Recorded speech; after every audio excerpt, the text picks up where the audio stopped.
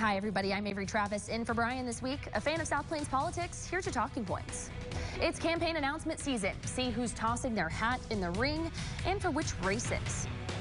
And there's calls for one of our constables to resign over controversial comments about shooting, quote, Mexicans and Africans. We're going to show you the county HR director's report. From the studios of KMAC Television in Lubbock, your local election headquarters. This is Talking Points with Bryan Mudd. Sponsored by Capital Mortgage Services. Thanks so much for joining us, everybody. Also this week, City Council is spending around $3 million furnishing Citizens Tower because in just a short 3 months, they're going to pack up and move out of City Hall and into that new building. Council says that furniture, though, the $3 million, is already included in the original budget for the building, $64 million total. They say even with this approved expense, they're under budget by around $60,000, and they assured us they're trying to keep tax dollars in mind. Well, the city is getting more bicycle-friendly, too, thanks to a plan to add 121 miles of bike lanes, all approved by City Council this week. Currently, there are only 18 miles of bike lanes. So to make the improvements, 34th, Memphis, and 58th Streets will be expanded to make way for those lanes. It's very outdated. There's as you probably know, there's really a resurgence nationwide with bike riding and walking. We felt like we needed to catch up to the times, and that's what we've done. Yeah, Jones says they're hoping to get some of the funds for the project from grants. Well, it's a busy week at Council, also approving a high water detection and warning system for the McKenzie Park area. That's going to help when roadway crossings in that area flood by manually closing traffic arms and have flashing signals to keep people from trying to cross when that water is high. The project is estimated to cost nearly $95,000 and projected to take 90 to 120 days to complete. So joining me now to talk about all of this is Councilman Steve Massengale from District 4. So lots going on this week, lots on the agenda that was passed. First, obviously, the big talker for everyone. We can see it going up downtown, Citizens Tower. What's the latest update for people? Citizens Tower, we're proud to report, is still on schedule and under budget. There is a lot of noticeable differences at the tower right now. I think a lot of people are excited to see that west wall finally covered up.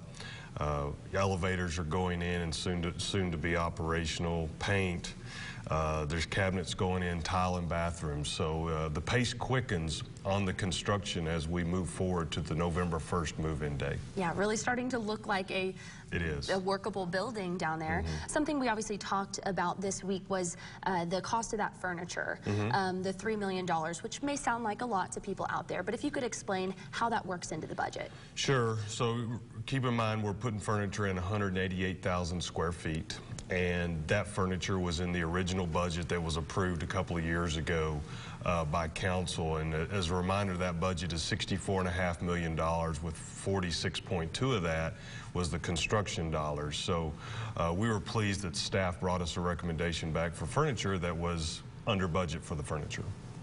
And, you know, for furniture, we're talking everything, file cabinets to chairs to explain to people what conference tables. And again, this is also furniture that helps meet the space requirements of the building, which are different from the space requirements that we might have in the current buildings. What is that going to look like? Obviously, we're joining a lot of departments here. If you've been to City Hall, you know this one's quite a bit taller.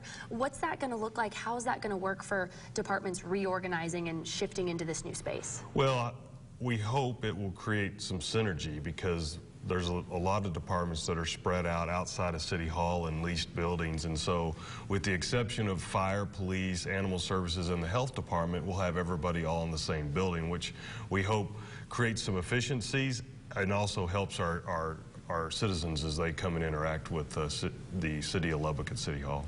So having everybody in one place, obviously parking has come up as a concern.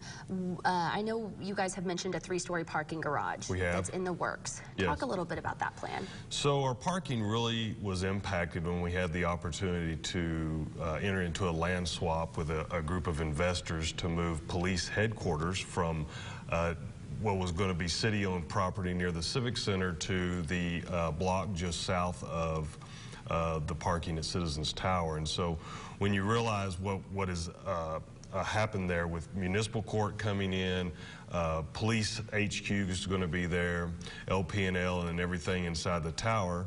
We have new parking needs. And so we have also had the opportunity inside our Public Safety Improvements Project budget, which, as a reminder, is the municipal court, police HQ, 3 substations, warehouse, and crime lab.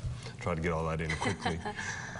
We've found the savings in there to be able to put that parking in, which really, at the end of the day, will make this a complete project for City Hall. So I know there were some concerns earlier last week about where that funding for the parking garage would come from. So that has fully been resolved. It's savings within the Public Safety Improvements Project budget, which again was those facilities I mentioned earlier. It is not related to the Citizens Tower budget. So it's a separate funding source there. Correct. So moving on a little bit, I know something else we've talked about just with Citizens Tower, I think it's really a representation of growth, how much our city is growing.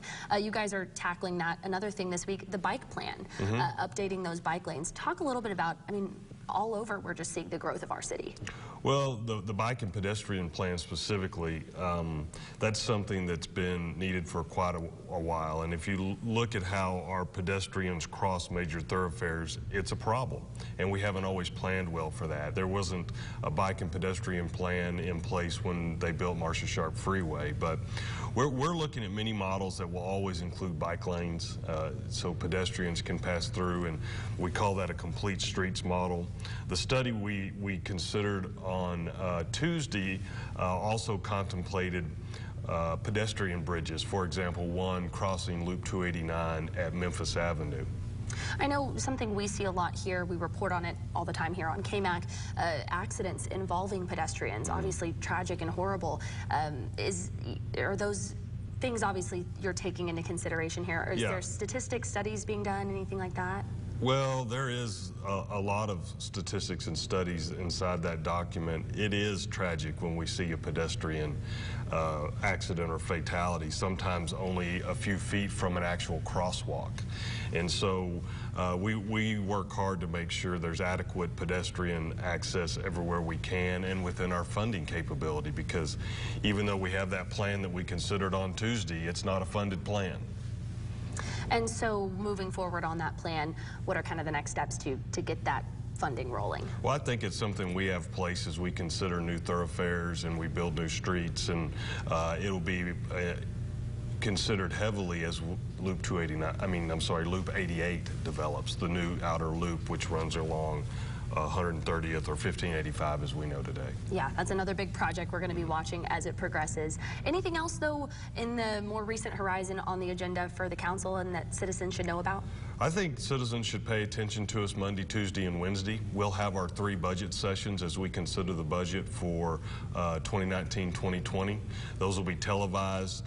They will be 3-hour sessions each of those afternoons. And if you have questions or comments, to contact your councilman and or council person rather, and we'll do our best job to answer those questions. Wonderful, and we'll have more details on where you can watch that up on our website, everythinglubbock.com. Councilman Massengale, thanks so much for joining us. You bet, glad to be here.